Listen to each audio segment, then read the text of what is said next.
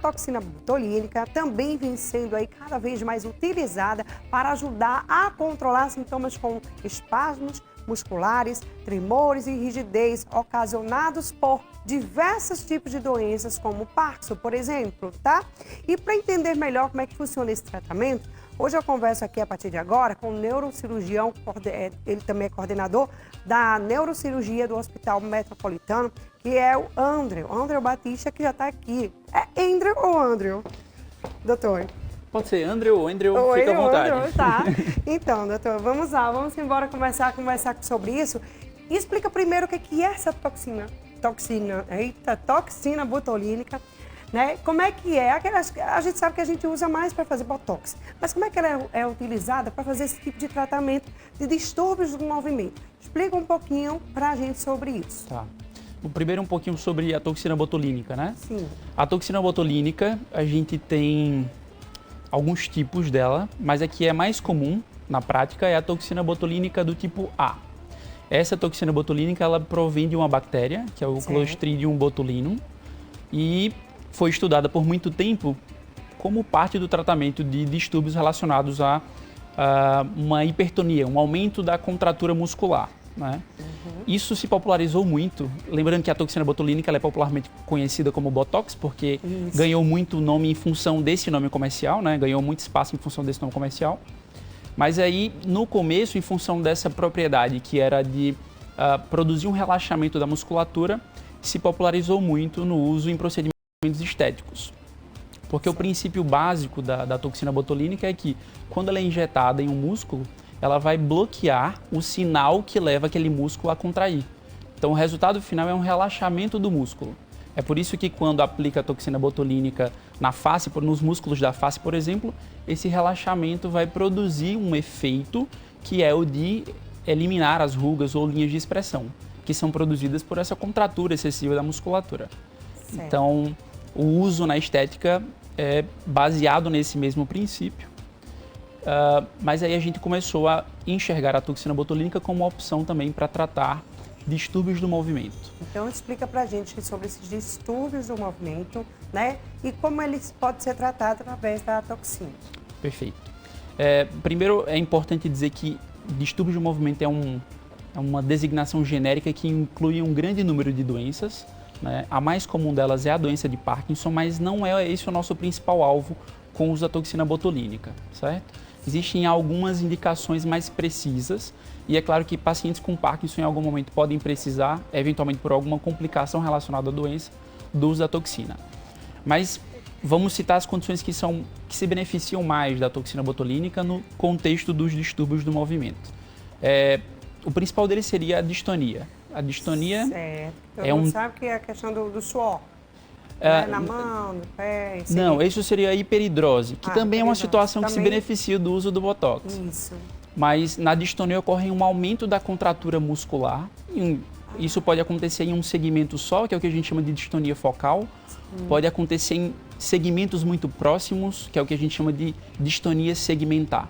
Então, quando é mais localizado, ou seja, é um grupo menor que eu preciso abordar, a toxina botulínica é uma opção muito boa.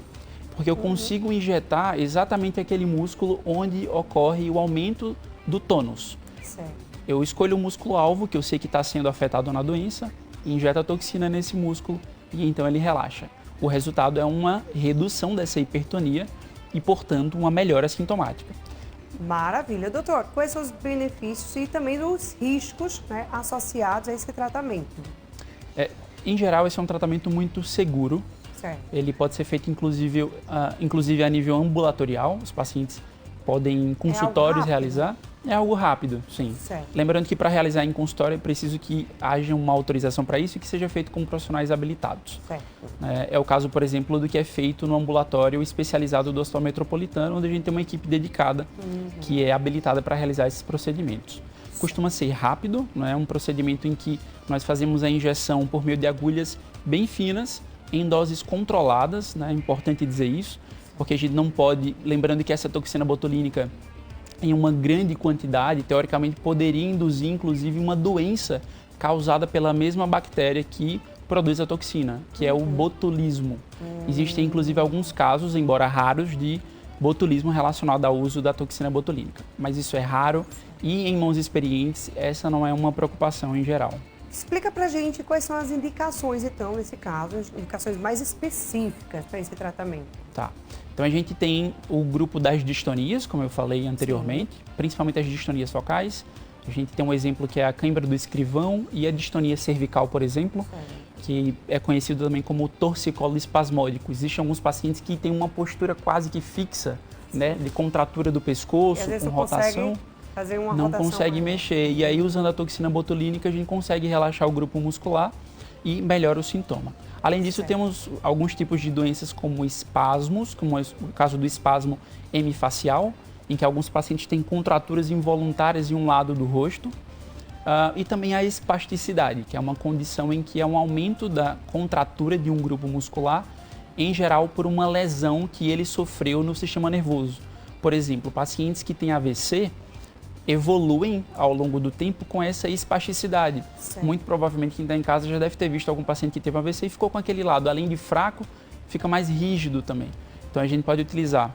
É o caso também das crianças que têm paralisia cerebral e que têm um grau de espasticidade. A gente pode usar a toxina para melhorar a contratura muscular, facilitar a mobilização das crianças. No Parkinson, existem algumas condições, por exemplo, a distonia associada à doença de Parkinson, em que nós podemos utilizar a toxina botulínica. Mas, de maneira geral, não é um tratamento dirigido para a doença de Parkinson. Vamos entender que os sintomas da doença, eles tendem a acometer ao longo do tempo, né, os dois lados do corpo. E a toxina botulínica ela é melhor direcionada para condições em que há um comprometimento mais localizado. Não daria para a gente fazer uma dose que pegasse o corpo todo. E lembrando que a doença ela tem, vamos dizer assim, uma flutuação. O paciente ele piora do tremor, da rigidez, quando ele usa a medicação ele tende a melhorar. Imagina se eu deixasse esse paciente com toxina botulínica também, né, e ele relaxasse no momento em que ele precisa estar mais ativo. Então existem condições muito específicas no Parkinson em que eu posso utilizar a toxina botulínica, mas não é o nosso principal alvo. Deixa eu te perguntar uma coisa, aí, como é que é feita essa avaliação? E eu queria também saber se o paciente ele fica acordado ou ele fica dormindo? Fica acordado. Acordado, porque fica vocês acordado. têm que ver se o movimento, né, está acontecendo, Isso. se realmente está fazendo um efeito, porque é de imediato ou demora uns 2, 3 dias, como a gente quando vai botar Demora alguns dias. O início da ação da toxina botulínica é por volta ali dos 3 dias. 3 dias, né? Isso, começa a fazer efeito. O efeito esperado a gente observa entre 7 e 10 dias e esse efeito se prolonga por um período médio de 3 meses. Então a maioria das pessoas que já fizeram a aplicação do Botox, a toxina botulínica, tem que ficar refazendo a aplicação a cada 3 meses. Esse tempo ele pode ser tão longo quanto 6 meses, né? Isso varia de paciente para paciente, mas o tempo médio é de 3. E infelizmente existe um grupo de pacientes que vai ganhando resistência à toxina e com o passar do tempo ela vai fazendo menos efeito. Então isso precisa ser avaliado caso a caso. Como é que é feita essa avaliação e de quanto tempo tem que estar retocando, vamos dizer assim? Tá. A avaliação é sempre feita durante a consulta, a gente faz examinando o paciente e observando como está a atividade muscular. Então a gente observa o tônus, se tem uma hipertonia, um aumento excessivo ali do tônus muscular, ou se aumentou a espasticidade, por exemplo. A gente pode inclusive programar fazer as aplicações de acordo com o que a gente vai observando, né? Durante a avaliação do paciente e durante as aplicações sucessivas, a gente pode encontrar diferentes padrões no mesmo paciente. Porque, eventualmente, quando você vai fazer muitas aplicações com o passar do tempo, num grupo muscular, se você não deu tempo para ele recuperar totalmente a força, em algum momento ele pode ter algum grau de hipotrofia e isso, secundariamente, termina tendo um benefício na melhora da espasticidade ou da distonia também. Mas, em geral, a cada 3 meses. Deixa eu te fazer outra pergunta, doutor. Uma pessoa que não responde esse tratamento, né, que é feito com a toxina, tem outra alternativa? Existe outro tipo de tratamento? Existe sim. Lembrando que isso é uma boa opção para aqueles casos mais focais, né? E nós temos também tratamentos, além de medicamentosos, medicamentos que podem ajudar a melhorar os sintomas. Existem até outros procedimentos, inclusive intervencionistas, né, que são procedimentos menores ou cirurgias menores, até cirurgias de maior porte.